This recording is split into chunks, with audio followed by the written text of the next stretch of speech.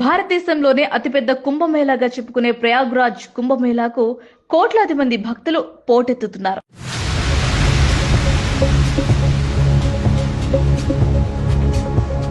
144 సంవత్సరాల తర్వాత అరుదైన కుంభమేళాగా చెప్పడంతో చాలా ప్రాధాన్యత సంతరించుకుంది. దేశం నలుమూలల నుంచే కాకుండా విదేశాల నుండి ఇతర దేశస్థులు వస్తున్నారు.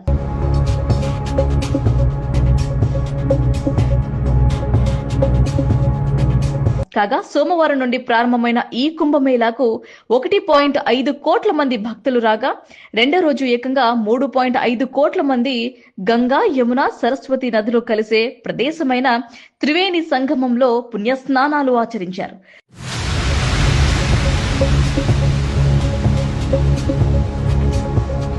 బుధవారం కూడా భక్తులు భారీగా తరలివచ్చారు. 3 రోజుల్లో దాదాపు 6 కోట్ల మందికి పైగా మహాకుంభమేళాలో పాల్గొన్నారని అధికారులు వెల్లడించారు.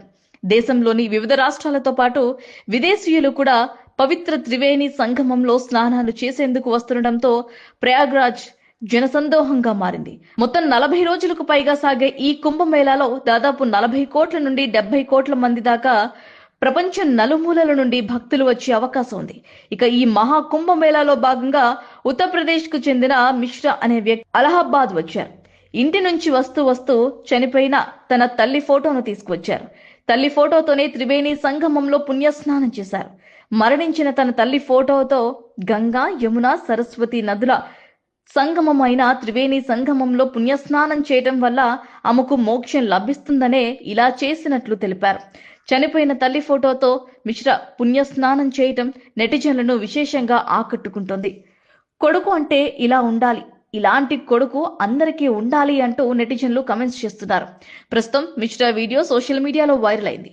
మరోవైపు మహా కుంభమేళాలో మహర్షిచార్య అనే ఓ మహిళ సాధ్వి అందరినీ ఆకర్షిస్తోంది. మెడలో రుద్రాక్ష హారం, పువ్వుల మాల ధరించి నుదిటిపై తిలకంతో ఆధ్యాత్మికంగా కనిపించారు. హర్షిచార్య 1994 మార్చి 26న మధ్యప్రదేశ్ లో జన్మించారు.